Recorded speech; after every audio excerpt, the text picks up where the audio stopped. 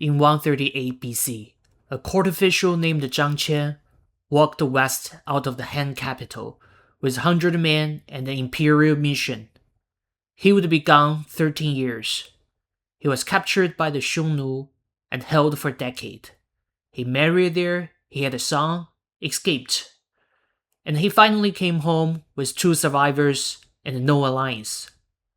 What he brought back instead was a map of the world. 7.5 centuries later, a monk named Xuanzang slipped past the frontier garrison at night, breaking an imperial travel ban, heading for India. He returned 16 years later to an emperor's procession, carrying crates of Sanskrit manuscripts, 657 texts by the traditional count. Different centuries, different missions, but both men had to walk the same 1,000-kilometer stripe of mountain, gravel, and oasis. Every Chinese journey west did. This is the Hexi Corridor, and China does not become China without it. Look at the physical map of China, and the corridor almost draws itself. To the south, the Chilean mountains, and behind them, the Tibetan plateau, too high and too cold to cross with a loaded caravan. To the north, the Beishan uplands, the Alasan plateau, and the Gobi, a desert that cools slowly and reliably. Between them, a gap, 1,200 kilometers long, and in places, only 40 kilometers wide. That gap is a corridor. Hexi means west of the river, the Yellow River. Everything past that great bend funneled through here. But geography only explains the shape, not how anyone survived the trip. Annual rainfall here is under 150 millimeters. Nothing grows on rain. The answer is above your head. Those Chilean glaciers are a water tower. Every summer, meltwater runs north off the mountains into 3 river systems, the Shiyang, the Hehe, and the Shule. Where those rivers hit the corridor floor, they make oases. Wuwei, Zhangye, Jiuquan, Dunhuang. 4 green islands in 1,000 kilometers of gravel, roughly a week's caravan march apart. This was never a road. It was a chain of stepping stones. Miss one, and you die between them. And that is the whole logic of the Hexi Corridor. The mountains make the wall, the glacier makes the water makes the towns make the road, and whoever holds those 4 towns holds the only door between China and everything west of it. The Han Dynasty understood this immediately. In 121 BC, a 20-year-old general named Huo Qubing drove 2 lightning campaigns through the corridor and broke the Xiongnu hold on it. Within a generation, the Han had planted garrisons on all 4 oases, the 4 commanderies of the Hexi. Then they did something more revealing. They extended the Great Wall west, along the corridor, past Dunhuang, and ended at the 2 gates, Yumenguan, the Jade Gate, and Yangguan, the Yang Pass. Think about what that means. This stretch of wall was not built to keep the world out. It was built to keep the road open. Because once the corridor was secure, the traffic came.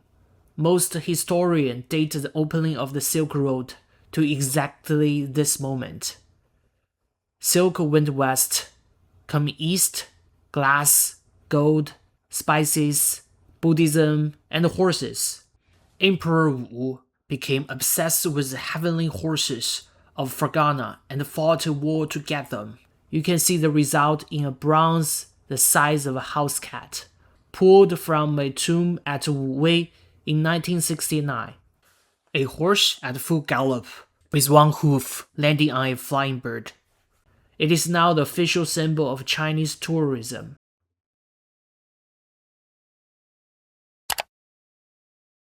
Then China fell apart.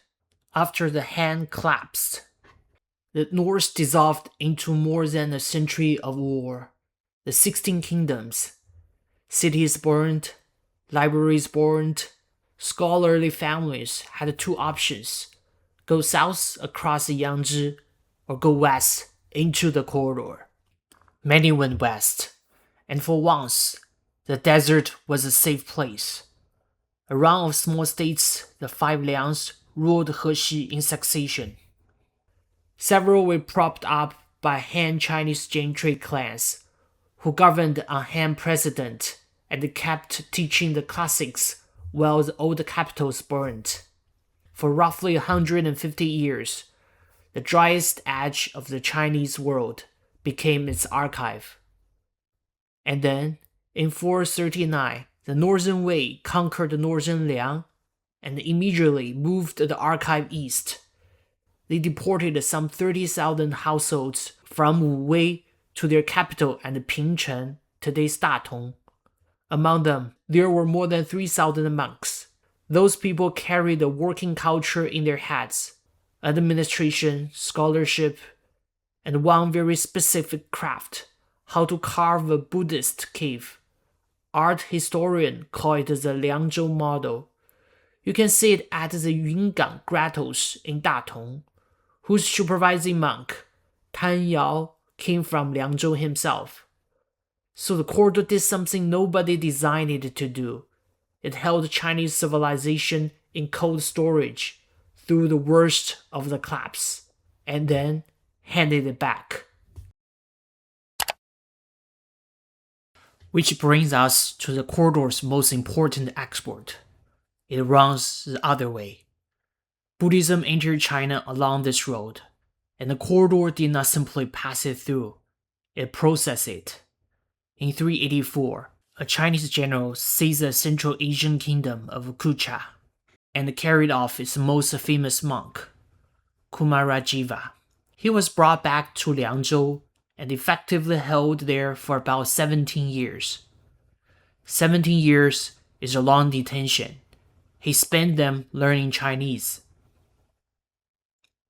When new ruler finally brought him to Chang'an in 401, he was handed the Imperial Translation Bureau.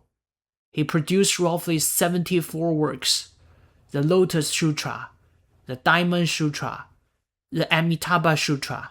1600 years later, his versions are still the ones chanted in East Asian temples, because they do not read like translations, they read like Chinese. That happened because of a forced stopover in the Hexi Corridor. And at the far western end of the corridor, at the last oasis before the desert, the road left its masterpiece. In 366 AD, a wandering monk named Le Zhun stopped at a cliff outside of Dunhuang, and the story goes he saw 1,000 golden Buddhas in the light on the rock. He started carving. More people came join him, and kept carving for the next 1,000 years. 492 caves survive, 45,000 square meters of wall painting, more than 2,000 painted sculptures, and a continuous visual record of a civilization from the 4th century to the 14th century. Then in 1900, a Taoist caretaker named Wang Yuanlu cleared sand from a passage and found a sealed side chamber, Cave 17, the library cave. Inside, an estimate of 50,000 manuscripts walled up around the year 1000 and untouched for 9 centuries. Sutras, yes, but also contracts, text records, medical texts, folk songs, dance notations, documents in Chinese, Tibetan, Sanskrit, Sogdian, Uyghur, even Hebrew, and one scroll dated to the year 868, a woodblock printed Diamond Sutra, the earliest dated printed book in the world, 6 centuries before Gutenberg. One last thing. And it's the thing that makes this corridor different from any other frontier. It kept changing hands, and it kept absorbing. When the Anlu Shan rebellion broke the Tang in 755, imperial troops were pulled out of Hexi. The Tibetan Empire moved in and took Dunhuang in 786. 60 years later, a local commander named Zhang Qian rose against them and won his own. The Tang court, which had done nothing, gave his regiment name the Guiyi Army, the Return to Allegiance Army. It ran the corridor semi-independently for nearly 2 centuries. After that came Uyghurs, Tangas, Mongols, then the Ming, who in 1372 began the fortress of Jiayuguan and declared it at the end of the empire. Every one of those regimes left something behind.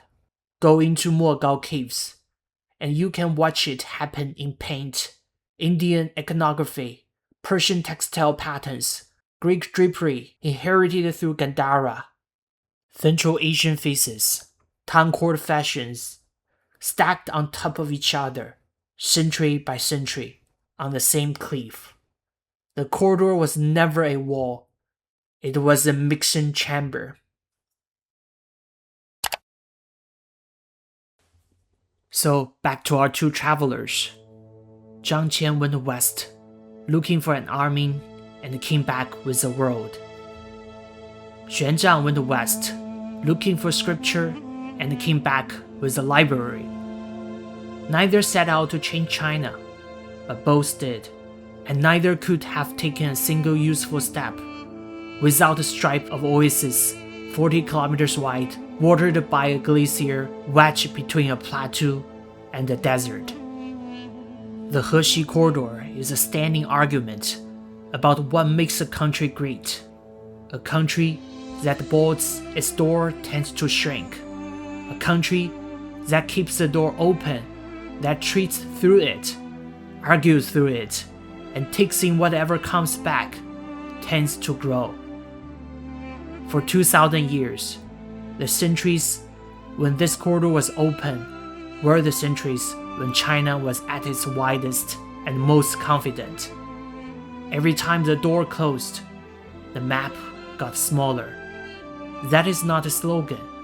It is written in gravel and melted water, and you can still go and stand on it. Thanks for watching. If you liked this episode, please hit the like and subscribe to See East. I'll see you in the next one.